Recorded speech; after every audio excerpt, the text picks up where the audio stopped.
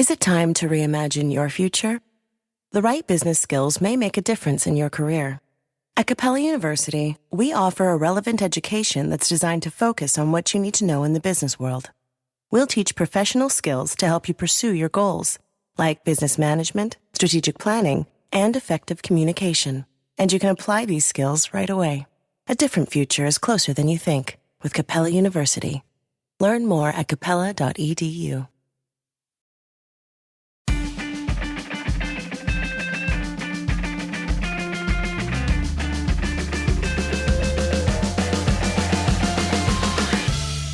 Welcome to the Media Roundtable, special edition, where we dive into the secrets of the craft and provide our perspective on industry's topics in service of marketers responsible for the success of their audio program, the Chief Audio Officer. I'm your host, Giles Martin, EVP of Strategy and Insights at Oxford Road. And today I am joined by James Ingrassia, my colleague, EVP of Client Service at Oxford Road. And we're lucky to be joined by two well-accomplished CAOs who were with us at the recent CAO Measurement Forum in New York City, Emmy Jadoff, Senior Manager of Integrated Media at HelloFresh, and Shane Pittson, founder of So&So. Thank you guys so much for joining us. Thank you for having me. Yeah, pleasure to be here. Well, welcome to the show. A quick preview for the audience. This is going to be a rundown of the Chief Audio Officer Attribution Forum that took place last week, the end of October, at Audacy's SoundSpace in Soho, New York City, where we gathered together around 20 to 30 CAOs to talk about attribution issues in audio, specifically covering three main areas: MMMs, measuring radio, and pixel-based measurement. And I would say that the main goal for the forum was to, bring the CAOs together, primarily in order to hear from each other and to compare notes and to learn from each other's experience as to, what's been working for them, what hasn't been working in audio measurement, and whether they could pick up, tips for how they may do things better or differently, or perhaps learn about new approaches to consider. It was very much a sort of workshop type format that was born out of feedback that we got directly from previous events from the CAOs. We've done a few of these events over the past couple of years, and we've heard again and again that CAOs, they want to hear primarily from each other, and that attribution is the highest priority topic that they want to discuss. And we've done sessions on measurement and media and other aspects of the audio business, but we really honed in on attribution here in order to, again, create this forum for discussion and learning. So before I go into beginning a summary, just any other thoughts from anyone else in the group, perhaps from one of our CEOs or both of them? Any perspective sort of going into this meeting? Did you sort of know what to expect? Did you know what you wanted to get out of it? I can go first because this is my first forum with you guys, so I really had no idea what to expect at all. And I will say I think I was a little bit unprepared for kind of how intimate it was, but like in a very good way. I think in a lot of these industry events, it's people talking at you and not much of a discussion. And so that was one thing that I found really great about this specific event.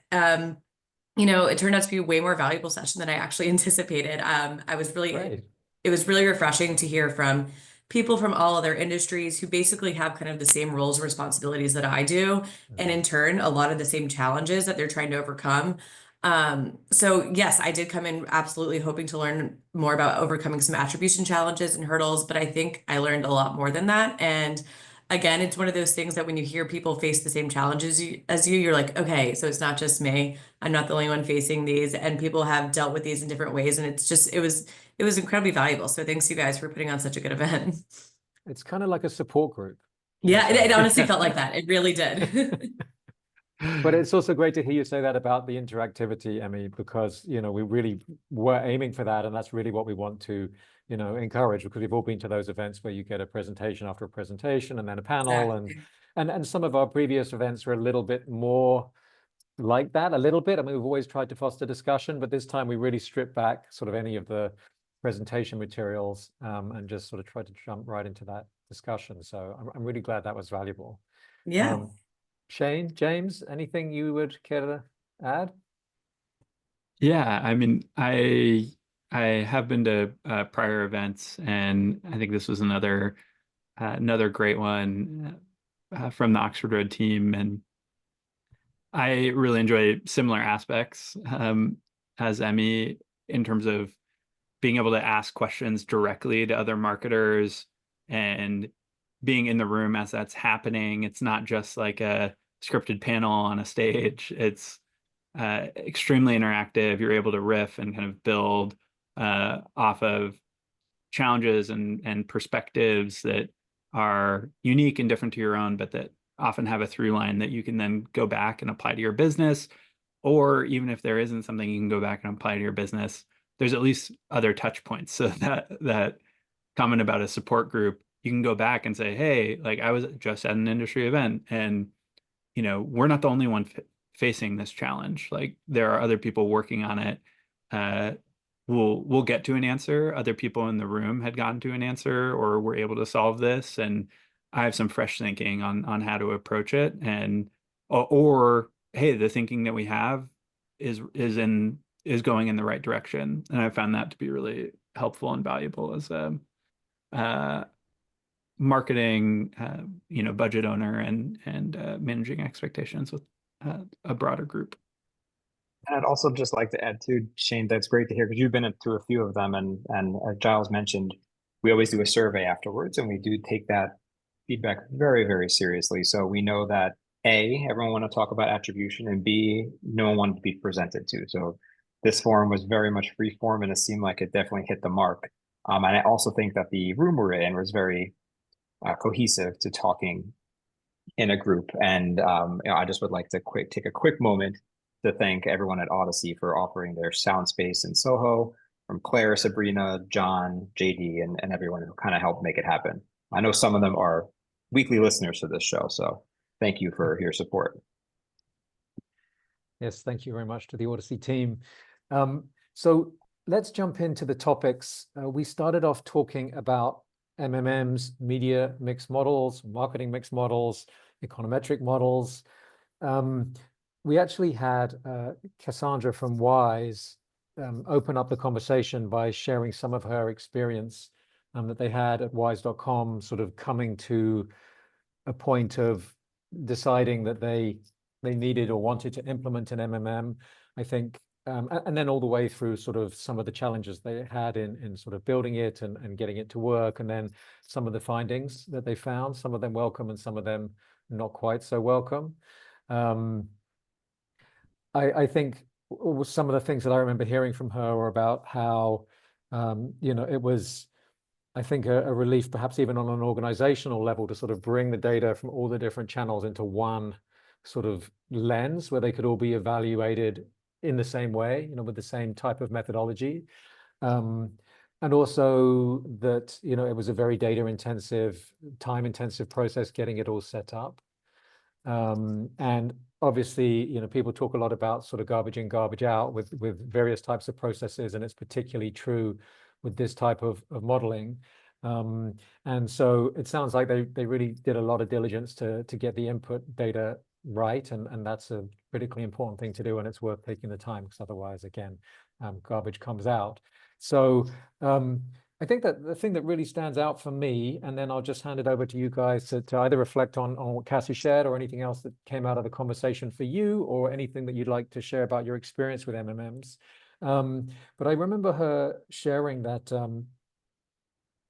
I think they were measuring podcast only, and I think she said that the cost per acquisition was orders of magnitude better when looked at through the MMM than that they were using they were seeing with their regular measurement methodology. I don't remember exactly what that was now off the top of my head.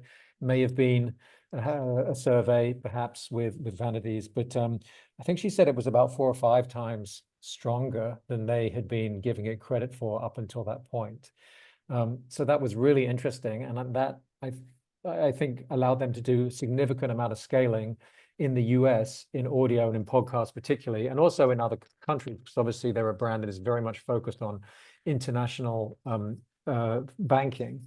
And so they've run campaigns and models in many different countries as well, which was also interesting to learn about. And it sounds like in many countries they've had some pretty good success with it, but then also some results that were somewhat counterintuitive, and we're sort of saying that in some countries their audio program wasn't working at all. So you do tend to get those types of contradictions with some of these types of models, and if you run enough of them, you invariably will see that. But I thought it was a really interesting and honest and realistic perspective on how these things tend to go. And yeah, anyone else got any thoughts to share or any experience to share?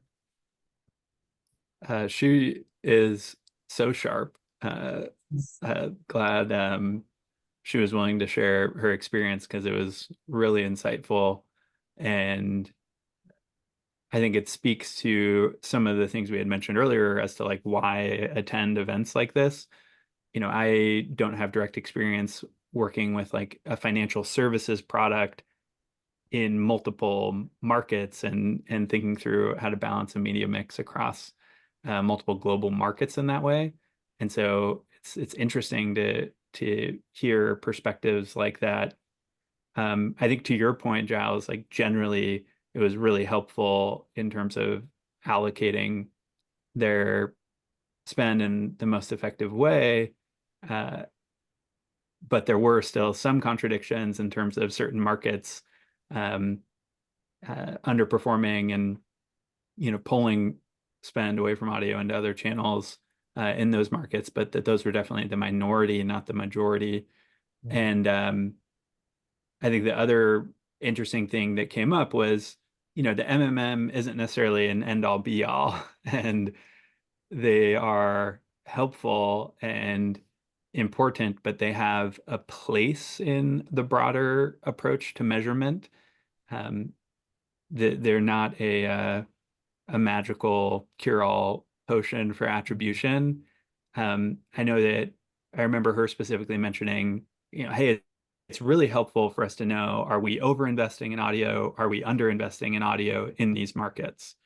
It's not necessarily helpful at how do we balance our mix within audio? And, where then do we put that incremental budget in terms of shows and oftentimes leveraging other forms of measurement and attribution like pixel-based attribution and match market testing to help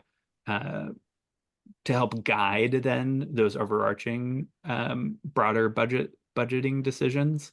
And that was really interesting to hear how well they've also incorporated their MMM results into a broader set of attribution methodologies. Yeah, and from my side, I mean, it's actually perfect timing because we kind of had an output from an MMM this week that showed or like specifically our podcast multiplier being extremely strong.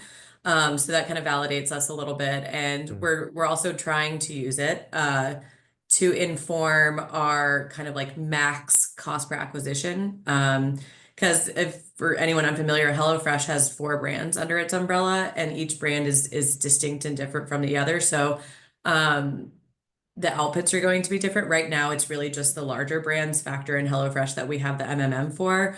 But we're starting to see some outputs that are impacting our strategies moving forward, which is exciting. But I think like in terms of the forum, and again, Cassandra really was so amazing and so insightful and generous with her knowledge. There were certainly like technical elements that I learned in this forum, but overall, in terms of MMM, but overall, I think one thing that I learned was to like really advocate for yourself and your team and your channels to be involved in the overall process.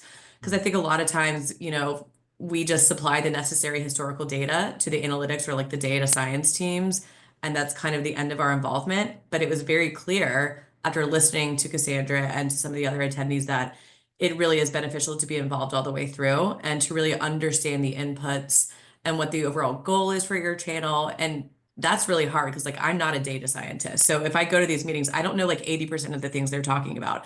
All I know is like, the historical knowledge I have of audio channels and how we've seen it succeed in prior campaigns and how, we really want to get a better measurement we want to get a better look at it, right, through the lens of an overall looking at all other channels. So I think just knowing that, raise your hand, can I be included in these meetings when we're discussing it? I think that was just really valuable feedback for me, because sometimes it can feel out of my wheelhouse, but it's really not. Like, I should be involved.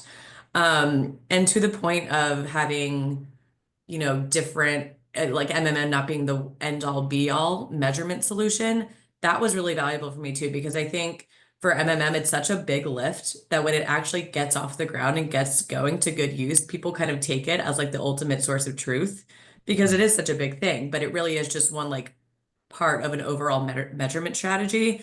So that was valuable to me too. So and again, that's knowledge that I can bring to those meetings with the data science team to say, yes, we see this directionally, but we also have these other measurement, strategies in place that also tell us this. So I think overall, like, I learned a lot in the MMM discussion. And it was funny, like there were so many, it's great, it can do this, and the other ones, it's okay. Sometimes, people don't believe it, or people only believe what they want to believe, right? And just the discussion about how our jobs are just a science and an art at the same time. So we can believe these numbers and outputs all we want, but we also have our knowledge and our, what our gut tells us. So those are valuable things to learn for sure. Yeah, there's so much that I could say on this topic. But I really like you calling that out, Emmy, about sort of being involved in the process all the way through. I think, and one of the old agencies I used to work at sort of packaged together media planning and buying with analytics and MMM. So I've been on the sort of how the sausage is made side, quite a lot over the years. And one thing I think perhaps that marketers don't have a lot of awareness of is these models, they often go through many, many iterations before you get the big reveal from the company or from the data science team saying, hey, here's the model. And that there may have been 30 models that they built up until that point. And some of the models are discarded because it might say, for every dollar you spend on TV, you lose $20. And it's like, well, that can't be right. So, you keep going through these different model iterations until you find a story that makes sense. But I always found that looking at that sort of evolution on the back end was very, very valuable, because if you see, for example, podcast is got a really strong CPA in model iteration number 1, and in model iteration number 10, and in model iteration number 30, like, to me, that was a really good indicator that, look, there seems to be something stable where it's really able to connect the dots between the podcast investment and the acquisitions. Whereas, it's quite feasible in one model, it might look like it's a $50 CPA, and then in another one it's a 300, and then in another one it's a 20. And those types of insights, sort of learning as you're involved in the process, I think can be really, really helpful. Definitely. And I think, sorry, carry on. I was just one more thing, because this is actually something that Shane brought up in the discussion, is it can get really, for me, it's hard to digest, but it can get messy when you're looking at in terms of your goals for your campaign. So if there's brand objectives and if there's acquisition objectives, do we want the model to ingest all of that data? Does it have the nuances of like how we plan those and things like that? And, those are things that I think people in our position have to like ponder, I guess, a lot. And so again, just like being able to bounce these things off people, because I truly have no idea. So when, I think I asked the question, do you also want to put brand metrics in there? And Shane had a response. It was just like, oh, okay, I'm glad someone else has thought about this too. You know what I mean? Yeah, totally. And I think I remember diving in a bit on that point and speaking to one of the lesser talked about elements of MMM outputs, which is latency and response curves, Yes. and saturation curves, which, a lot of the focus generally ends up being on the mix part, and how are we allocating across channels, what's getting us the lowest cost per customer. But there are so many other advantages and disadvantages to various media types, and oftentimes a big differentiator, especially in the realm of audio and podcast, where you have delayed listening, you have endorsement, and different kind of frequency profiles than certain other media types. You can see some pretty big differences in terms of LTV, in terms of media response over time, saturation curves. So yeah, even being able to have that conversation, hearing how other folks have had conversations with their data science teams and understanding some of the limitations in terms of model structure, and being in a venue where most everyone has had those types of conversations or is currently, having them for the first time is always super helpful and valuable. I think someone asked a really good question too, was does their model take that into effect if it's just an ad in a podcast or if it's a baked in host read, which we all know will perform much better. And I don't think we ever got to an exact answer because there probably is no answer on that. Because you can't feed a model nuances like that unless you're doing it at scale. But I think that was an interesting point that was made. Definitely. Yeah, I think that was a big thing that was reinforced of limitations of MMMs. It's like you have to have enough input for the model to really pick it up and to pick it up with a reliable confidence interval that provides an output that you are confident in. And if you start slicing and dicing the data, then you get outside of those confidence intervals. And then if you group everything together, you have a high confidence interval, but then you have this basket of things that you're unclear, what's valuable and what's not within that basket. So it's it can be tough in that sense. Yeah, and you need enough. Like you can't just run a podcast campaign for 4 weeks on 10 shows and think it's going to affect your model. Yeah. And I think you got to actually someone from the team in. at Lumi, I believe, was speaking about, also thinking about their media buying strategy in terms of giving the model enough signals and the right signals. It's not just 4 weeks, it's 4 weeks on, and then it's a week dark, and then it's a week at 1.5x budget. And then it's, are you feeding your model enough variability to pick up the differences? And that can look very different for a financial services company versus a company that does 90% of their sales at large national retailers that have like a really strong established baseline.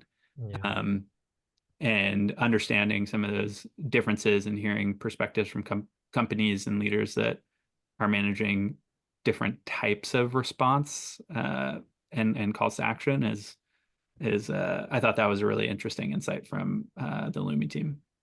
Just to summarize, what I think the group sort of landed on towards the end of this discussion, along the lines of what you guys are saying here, is there are definitely limitations with MMMs. It's not perfect. Getting to more granular levels of visibility can be challenging. Perhaps you could distinguish between streaming and podcast, or perhaps you could distinguish between brand audio and performance audio. But certainly, I think you said, Shane, getting to that show level is pretty unlikely at an MMM. And I think several people said they were using it in combination with, specific types of testing and experimentation, often in local markets. And I think I had mentioned that there was a long paper that Google had published about attribution and measurement, 50-odd page PDF. And one of the things that they had said in there, which really you guys had all corroborated, was these tools really need to be used together. It's like an MMM plus experimentation alongside to sort of vet and validate the findings. And a lot of these MMMs these days can sort of take information from your other tests. So you can say, well, based on my test, I think my CPA is in a $30 to $50 range. You can feed that into the model, and then the model will work from there with that set of expectations, and that can help tune it even more. So whether it's testing and experimenting geographically, or whether it's having a survey and URLs, promo codes, pixels, I think it's not a one-stop shop, and it definitely can be a valuable tool, but needs to be used in combination with other measurement assets as well. So with that, let's move on to our second topic, which was talking about the challenges of measuring radio. And radio obviously it can be measured with MMMs, so that's one way you can attack it. Again, there's an issue around like how granular can you get with it. But for many of the types of marketers we work with, digitally native brands with lots of history with digital media, radio's not a very digital channel, and you can't put a pixel in it, you can't track any clicks from it, and so it sort of seems to be a pretty problematic and challenging type of channel to measure. And really what we wanted to do with this part of the conversation was just to sort of do a little bit of a review of like, well, what are the methods that are out there that you can use, and what are the methods that people do use, and what are the ones that they like. And as with the MMM conversation, I feel like this part probably could have been a whole hour and a half in and of itself. So I'm not sure we got through all of those different methods that you can use out there. But we talked quite a bit about geo holdout testing. We talked a bit about spike analysis, akin to what you see with TV measurement, where there's a specific spot time when you're looking for a spike in activity on a website. After that, specific spot airing. Other methods like post-purchase surveys and promo codes. I think we talked a bit about texting, text to respond. There are other methods as well, potentially. Other types of time series models that are possible, sort of basic pre-post, with some of the more sophisticated statistical techniques included in that. So I feel that we sort of generally came down as being sort of favorable towards geo holdout testing, but I don't want to lead the conversation too much. So with that said, maybe I'll throw it back open to the floor and invite someone else to chime in on this section. So on our side, we definitely have run some geo holdout tests that have given us valuable learnings. But in terms of, post-purchase surveys or vanity URLs, that is something that we rely on a lot, and it can get really messy. For example, for a while for our checkout survey, we were able to, there wasn't just an audio bucket, it was podcast, radio, did you hear it on a streaming platform? We were able to get that level of granularity. And then there was some sort of global something, I don't really know, that made it so it was just an audio bucket. So we lost the level of granularity that we didn't have before, which sucked. But in terms of vanity codes, we rely on those a lot because it does give you a network level or a show level data.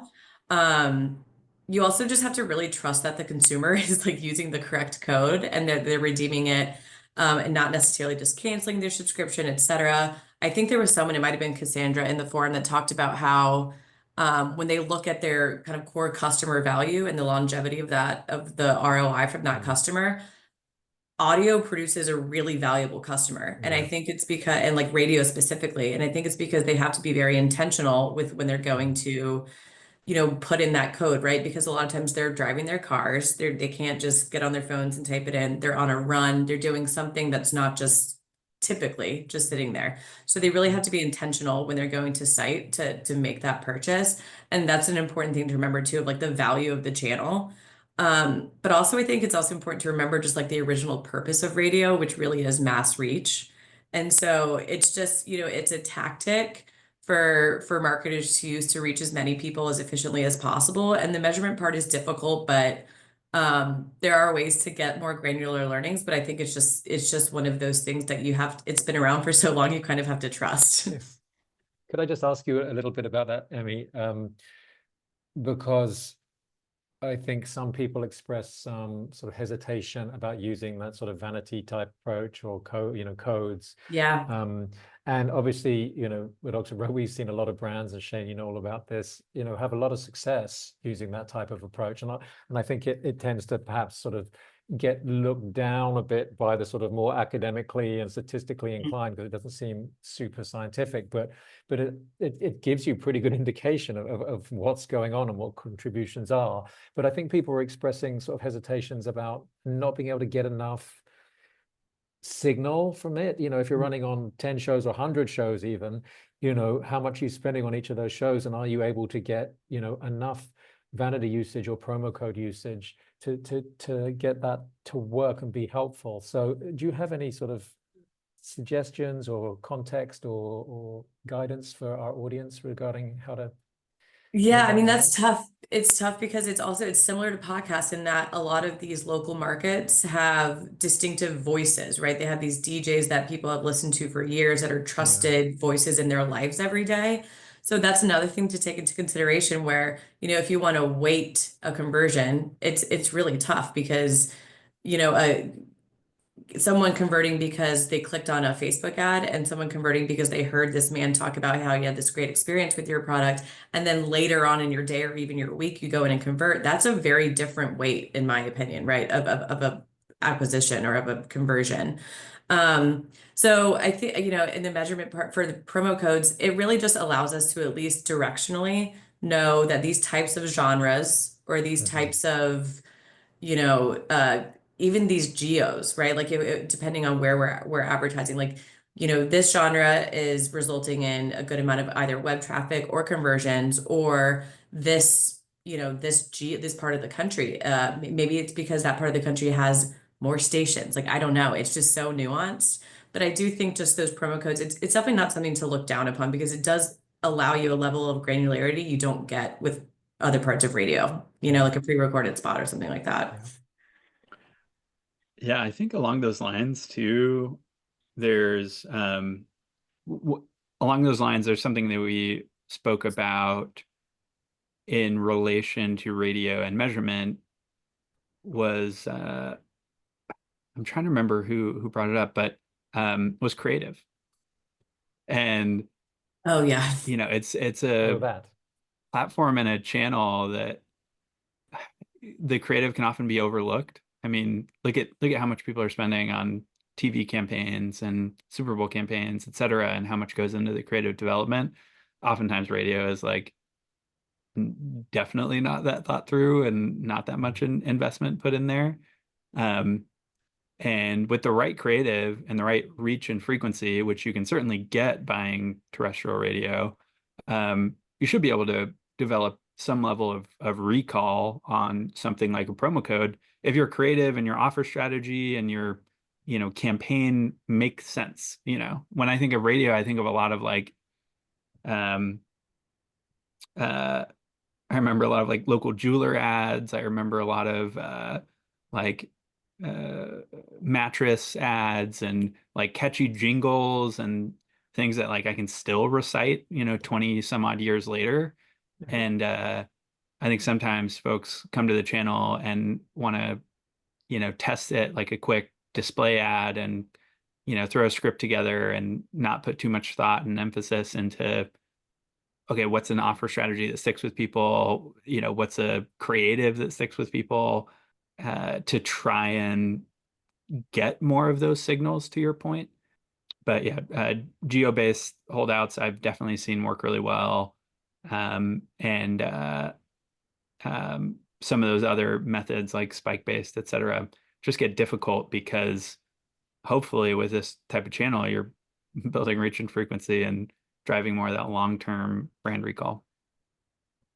Yeah, it's so interesting you say that about the sort of jingle that you remember from 20 years ago, because I think everyone has a story like that or can think of a few jingles or, audio logos. And, I mean, it's so obvious when you say it like that. It speaks to the sort of the power of radio to sort of build neural networks and brand associations that, last a really, really long time. And yet, we inevitably have such a focus on sort of trying to measure what's happening today or this week. And it's just such a big contradiction there right out of the gates. Well, I also think, Giles, too, on the creative, well, we had a whole messaging forum back in the spring around this, but yeah, sonic logos are crucial in the radio landscape and the audio landscape, which you can use on TV and social, but also the offer is important. And we always tell our clients, and they always laugh at us, but sometimes it actually works, where we say, well, what offer should we do? And we said the best one you can, because the last thing you need is someone going to the URL or going to the website or going via Pixel, and then maybe the offer that is on the podcast or the radio is, I'll say 15% off. But then if they just go Google and they can get 20% off, they're going to use that, and it's all going to just fall apart at that end. So there's definitely, we always say, like, use that, because then back to creative, you can use that in the creative. You can say, you can search the internet. You're not going to find a better offer better than this one right here. And it's only available right now, which all goes down to a lot of the temp poles of our Audiolytics template that we utilize here at Oxford Road. But it creates urgency and demand and the need to go immediately to that, especially when you're using radio. You put a time on it and a great offer, and you should see success.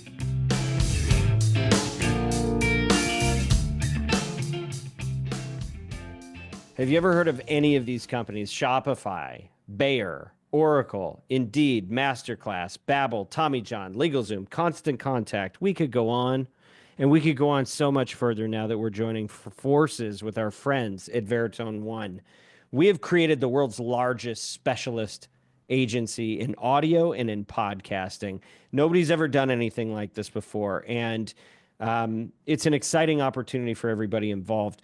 What we do at this agency is we offer comprehensive services for brands that are looking to break out and be successful in this space. We call you the Chief Audio Officer because we believe that what you need requires real specialist work. And the way that we approach it includes proprietary methods in media planning and buying, analytics and attribution, insights. We have a proprietary process called Audiolytics, which is our trademark method for creative development that allows us to score ads for their persuasiveness. Audio isn't just the work that we do, it truly is our passion, and we aim to elevate this industry to new heights. And that's why we're the leaders in brand safety and suitability, as well as in volume in the space. We try to provide solutions that ensure that your ad buys align your values that you have as a brand with your business metrics that you need to be successful. This stuff is hard, but we're here to make it a little bit easier for you. And if you're a chief audio officer seeking best in market performance at maximum viable scale, please get in touch with us. Do the right thing. Go to oxfordroad.com. And if you're passionate about audio, if you're strategic, if you're relentless, and you're looking for a career change, consider joining our mission as an agent of influence. Send us your resume through our website, oxfordroad.com. We made it really easy to spell. Sign up for our free newsletter, The Influencer, and be sure to mention that you heard about us right here on the Media Roundtable podcast, because attribution is important. Thanks, everybody.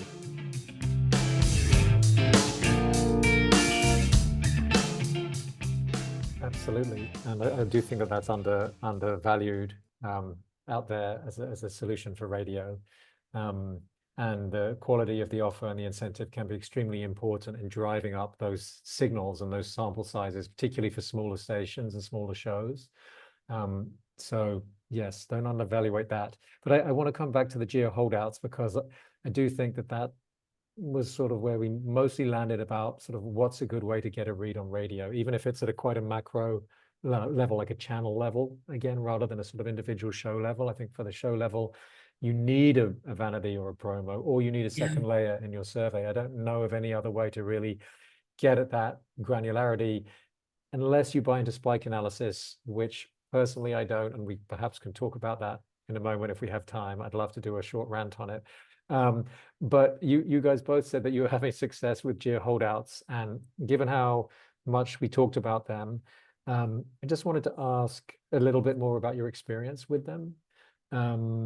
And have they all been successful, or have you had ones that sort of you weren't really successful? And I guess by that I mean where you didn't get a particularly clear outcome or a clear read, although maybe there are other types of failure as well. I don't know, but I know at Oxford Road, we've seen a lot of these over the years, and I think intellectually, as sort of a strategy guy, I'm always advocating them as a great option to get a read, and they make a lot of sense intellectually. But I feel in execution, often, we do see them come in where it's like, well, look, it is a bit ambiguous, or, we perhaps feel that it's good enough, but we sort of feel like, well, maybe we need to test again, and so therefore we haven't quite succeeded on our test. And so if you had anything you could share from your experience regarding how to make it work, or when it doesn't work, or what are the secrets to getting those geo tests to really yield the fruit we want, I think that could be really helpful for the audience. Yeah, I have a couple of thoughts. it goes back to something we were talking about earlier, which is the relationship between the marketing team and the data science team. Yeah. You know, a strong approach is to not just pick random markets and be like, oh, we're going to spend more in Texas and like see what happens. You're better off generally taking a more structured approach. And there's vendors out there that help facilitate this. But one approach that I've found success in is taking, Nielsen's market or media map, and then looking for really closely correlated market pairs, and then ranking those market pairs by how closely correlated they are.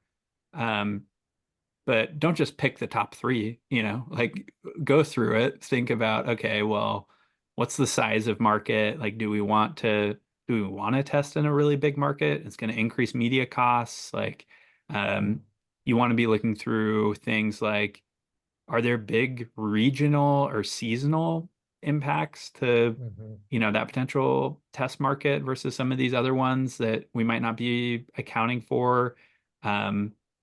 Just because Seattle and Phoenix come out as like closely matched markets, if the Arizona local elections are coming up and there's a bunch of local political spend coming up in the next 6 months, the data science team probably isn't thinking about that, but the marketing team should be.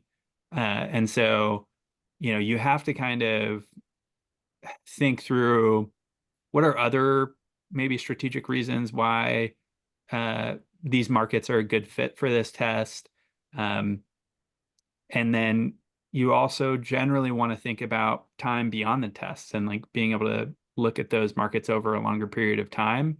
And that is also something that should be considered in terms of which markets you select, which ones you're comfortable with being dark for longer, or being held out, or having an increased investment in. And is there anything else you might be doing in 6 months that you might regret that decision later? Great point. That's Thank such you. a good, yeah, I was gonna say that's such a good point. And I think that an example was brought up during the forum where someone was planning a campaign, a radio campaign, targeted towards a Hispanic population. And they kind of, created their media plan based off of media consumption habits that they know of that demographic. But then when their data science team came back, because they were going to do a geo test, a holdout test, came back with completely different markets. And it, like Shane said, it really goes back to like the things that the marketers know versus the things that the data scientists know. So they're literally just looking at numbers, right? They're looking at numbers that they could successfully, hopefully get a read from, but that's not necessarily how you plan a media campaign. So again, like that communication with the data science team is so important. Because a lot of time it is hard sometimes because we rely on our data science team to kind of tell us the markets that they think would be good. We definitely have a say, and we can respond and say, I don't know about this market. We hadn't had success in the past, or social is running a big thing in this. We don't want to get lost in the shuffle. So, but we, in terms of some of the geo holdout tests we've had, I think it's really good just for proving the channel for what the purpose of the channel is. So, for a brand that really you want to move the needle for their awareness metrics, we've seen radio have a lot of success. For a brand that's a little bit more established and you can't move the needle that much on awareness anymore, and you kind of want to start going down to consideration, it might not be the best tactic. But again, those are still really valuable learnings because it's things that we can we know as marketers, we kind of know the purpose of these tactics and these channels, but seeing it in a more scientific way, prove it out, just validates that. And before we move on, I just think, thank you both so much for mentioning the relationship between the marketing team and the data science team, because I'll underscore it one more time. It really it feels like an increasingly important topic in attribution generally to me. And, it's understandable in a way that there's a sort of potential disconnect there, partly because obviously data science lives in a different world to marketing, but also, the past 10, 15 years has really been the sort of birth and really the era of data science. And look at what it's achieved, culminating in all the AI, ML, LLM revolutions recently. But data science has achieved so much, and it has so much respect. And I think that there's a tendency to believe that it can solve all problems, and data scientists, sort of have magic, in their toolbox, and they're capable of many amazing things. But at the same time, it needs to be weighted with that sort of real world consideration that a marketer has, and a wider context that perhaps they're not considering. And it really does have to be a collaboration to get the best out of all of those resources. So great points. Thank you both very much. And we're going to move on to our final topic, pixels. Shane, I'm going to start with you actually, because there's a lot we could say about pixels, but you ran a campaign successfully for a long time without using any pixel tracking. And I think pixels are so sort of widely accepted these days. And obviously they're familiar to almost all of our clients because they're digital clients. So, it's technology that they're already comfortable with and already using in other channels. And so I think that tends to incline clients to want to use them and to be comfortable with them. And we perhaps can talk about some of the risks and limitations in a moment as well. But, what's your, it's a slightly unusual journey you have from, being very reliant and very comfortable with a sort of non-digital way of tracking your campaigns and sort of using this sort of, promo code type methodology and managing without pixels for a long time as you scaled a campaign very, very successfully. So how did you think about pixels as they started to sort of become available even in the podcast space, because they weren't available until around 2019? And what sort of made you want to get into them if you did, or turn away from them if you did? Yeah, great questions. I do remember testing a lot of the new pixels as they came to market, and I think it goes back a little bit to diversity of businesses and business types and customer funnels, and how certain attribution methodologies might favor certain funnels. So pixels really aren't all that helpful if you think that 90% of your demand is going to surface at a retailer. And retail, yeah. So, however, if 100% of your demand surfaces through your own website, and you have a really robust multi-touch attribution system and, really strong server-side tracking and event level data tracking, and kind of a mature and robust event level marketing tech stack, then pixels are probably well worth the premium. I think what we had found over and over with pixels, and we found this oftentimes in other formats as well, related to the cost of data. A lot of times it just wasn't worth the added cost, right? So in some cases it performed better, or it helped us, get to better performance, but that data granularity or that data layer, it's not free. And so oftentimes it just wasn't able to bridge the gap between that level of granularity. That being said, things have come a long way. And it's funny thinking in 2019 we're some of the first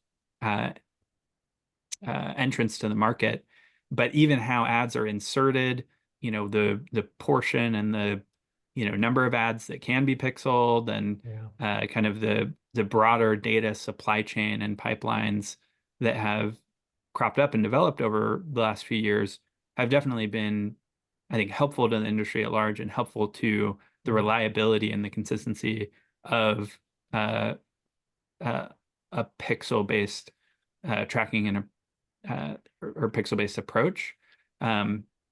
So it's something that I think every brand that's in audio and buying at some significant scale should leverage. You should also ask yourself the question, like, is the premium worth it? And like, are we actioning off of this data? Or is this just like a nice to have that, is flowing back in, but we're not really checking back on? I think it's interesting too, because we, even Pixels are great. They should be your first stop. However, with the changing tides of the podcast world, so many podcasts are on video now on YouTube. And so you have a show that's over half of the people engage on YouTube or video, you can't track them on Pixel. So we always try to do the triangle. You have Pixel, you have survey, very dynamic survey with a second layer, which is something that we have toyed with Shane in the past. And fallback should be URL and promo code if you even need it. But if you have Pixel and survey, those two should do it. If you just have Pixel, you're flying blind. If you just have survey, you're probably not capturing everyone.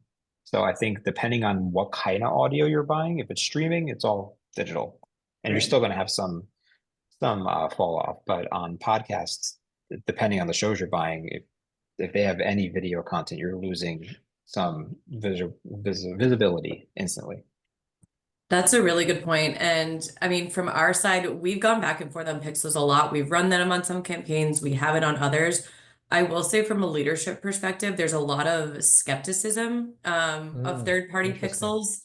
It goes back to, whether it's over attribution, obviously it's in whatever partner owns that pixel, it's in their best interest for everything to look good. So there's a little bit of skepticism, but also from our leadership side, we want to be extremely careful with our customers' data. We really want it to just be first party. And with a pixel, you run the risk of it, other people having access to it, whether or not, obviously you sign all sorts of legal agreements that doesn't happen, but it is a possibility. Then again, there are tactics that we want to put into place where a pixel is absolutely necessary, right? So if we want to geo-target a podcast, you have to have one. And I think Spotify is trying to come up with a solution for geo-targeting podcasts, but yeah, and I think to the point that was just discussed of the triangle, I remember that was discussed in the forum, and that was a big takeaway for me. And it kind of goes back to what we talked about with our MMM is you don't look at MMM in a silo and as your only measurement solution, use it in conjunction with a couple other things. And this is just the same point, right? So if you have that pixel attribution, look at it through the lens of your checkout survey as well, or your promo codes, just to get a full picture, because again, the pixel might be showing one thing and your other measurement sources might be saying that's true to a degree, maybe not as much as the pixel's showing. So I think it just helps level set you a little bit to have those other guardrails in place. For sure. And it's interesting hearing you talk about, that little bit of skepticism at the leadership level, and both of you, Emmy and Shane, mentioned that over attribution. Shane, you said, sort of having the pixels in place and collecting that data and then bringing that into, a sort of a robust MTA system. Is that something that you think is a requirement to do pixels well for audio, or can the audio data stand alone? Yeah, I think it can stand alone. However, I'll caveat that with don't pay for it if you're not going to look at it. Like it can. That doesn't mean that people will. Yeah. And so, and I think that also speaks a little bit to the agency landscape. Like, if you're working with the right partners, like someone will be looking at it and help you interpret it and help you work on it. But I do think that intention around it is helpful in ensuring that you aren't just kind of like autopilot paying the premium, but they can provide really great value. And for a lot of brands, like that is well worth it. Like that's the highest ROI audio marketing spend decision you can make, right? So it just it goes back to being intentional about that decision and thinking through what it's doing for you and your business. Yeah, I feel if people are going to treat the audio only pixel and data with a bit more skepticism, and I think we should note, like a lot of the pixel companies that measure audio, they are independent in a way that Meta and Facebook and Google pixels are not. So, that is something to consider, but I absolutely think, like, yes, You're right, Shane. And if you can get that audio data, exposure data, and integrate it with other digital touch points, I think that in principle, at least, and whether it always works this way in practice, but in principle, at least, like it should mitigate some of the risk of overcounting and give you that sort of more holistic view of how all the channels are working together, because you're looking at all those touch points together if you're able to make those types of connections.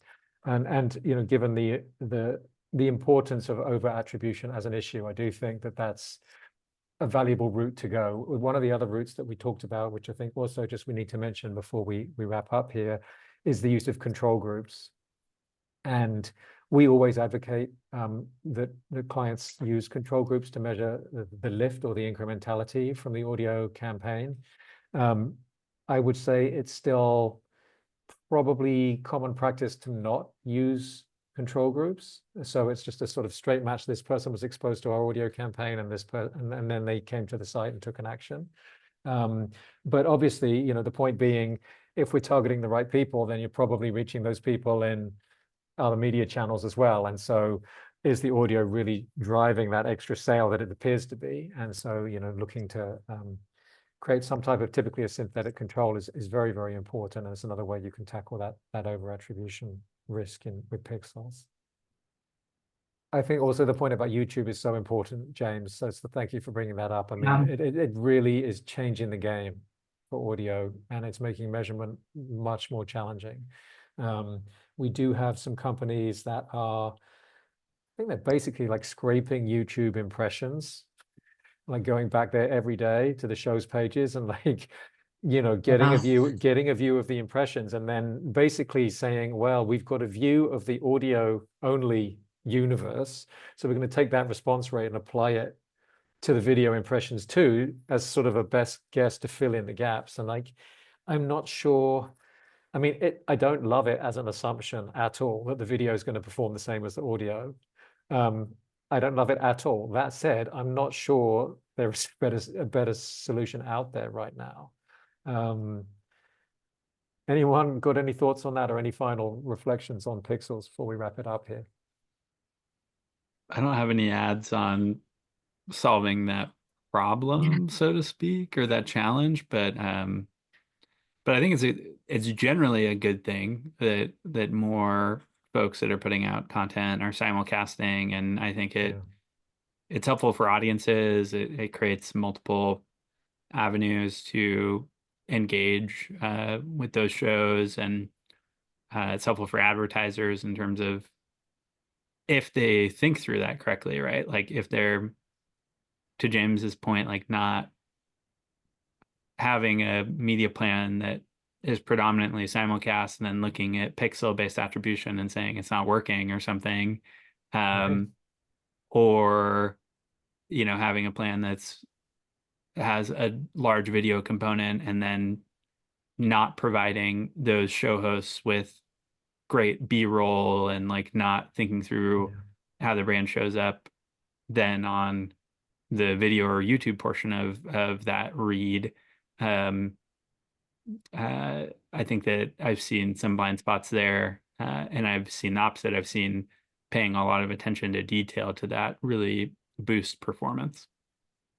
Great, thank you. Just as a quick recap, I think, this notion of progress, not perfection. And in the notes here, I've got this. Actually, I used this quote in the deck when we met last week. We didn't really talk about the quote, but all models are wrong, but some models are useful. And I really like that quote. And by a British statistician, George Box. And whether it's an MMM or even the pixel-based model, like it's a view of the world that's created through the math, but it's not the truth. It's not reality. It's giving you an estimate of like connecting dots. Like we see this happen, we think this happens as a result. And it's our job as marketers to figure out, is this useful? And to go back to one of my previous examples, like if it's telling you for every $1 you spend in TV, you're losing $20, it's probably not a useful model. But it's not always that easy to tell, the good from the bad. And so that's very much one of the arts there. But I think, having mindfulness of those limitations and knowing that it's a work in progress and it's an evolution always, and that, you know, none of these tools is perfect and they all need to be, you know, used together, you know, to give you a holistic view and different perspectives that hopefully will provide some convergence in the data so you can make those informed decisions. There are, you know, lots of good tools out there. On the MMM side, you've obviously got your big legacy MMM type companies that have large, long projects and probably large invoices as well. You know, your Nielsen type projects or your New Star type projects. And then there's a sort of new generation of these sort of SaaS type models really built for this sort of generation of companies that you guys come from. Like is it Recast, I think, is one of them, and like there's one or two others that's sort of this Recast and new Measured generation. and Yeah, and Measured, that's right, House. CAOs on the So those guys have all got interesting solutions. Again, often focusing on the experimentation side that we talked about as well. So that's important. And then, you know, Facebook and Google have released their own open source, you know, MMM code. Robin, I think, is the Facebook one. I don't remember all the names, but you know, there's lots of different options and ways to execute these days. On the Pixel side, you know, we work a lot with Podscribe and Claritas, and also increasingly Magellan. I think they've all got pretty good methodologies, and particularly, again, when you're looking for control groups like synthetic controls and lift analysis, those guys, I think, do a pretty good job of those things. And quick pitch for the value of sharing experiences with fellow CAOs to speed up your learning process. So that is surely a valuable takeaway, and we hope you all will come back next time and talk again. I was pitching, can't we all just go for drinks next time and talk over drinks? So I don't know if I'm going to win with that one, but if you like that idea, then do pitch in with your feedback. Thank you all for joining the Media Roundtable. Our podcast is brought to you by Oxford Road, where we want you to succeed in audio and to use influence for good. As members of the marketing community, we have the power to advance voices that don't just entertain, but edify, to build bridges across differences and preserve fair-minded discussion around the most important topics of our age. If you're a marketer looking to align your brand values with extraordinary business outcomes, reach out to our agency, Oxford Road, by visiting oxfordroad.com and subscribing to our weekly newsletter, The Influencer. We'd love to hear from you. If you have any feedback or suggestions, please don't hesitate to reach out to us at info@mediaroundtable.com. And I have to give a little plug to Stu's podcast. Stu actually has two podcasts. One of them was written and read and conceived by AI. Like the whole thing is completely AI generated, which I think is fantastic. But he also has a podcast called Ad Infinitum, which is specifically focused about how to make great audio creative. And he talks to a ton of really interesting people in the audio space, people really focused on sort of sound and the brain's response to sound, and to behavioral psychologists. Like there's a lot of really great content in Stu's show for anyone looking to make audio work. So please go check out Ad Infinitum. And thank you so much, Emmy and Shane, for being fabulous with your contributions today. Really very valuable and very interesting. So thank you, and we hope we'll see you again. And thank you, of course, to the team that puts all this together: Haley, Bianca, Kyle, Ezra, Mary Jane, Everett, and Neil, and the team at Sharp Pen Media, and the team at Podcast One. As always, influence responsibly.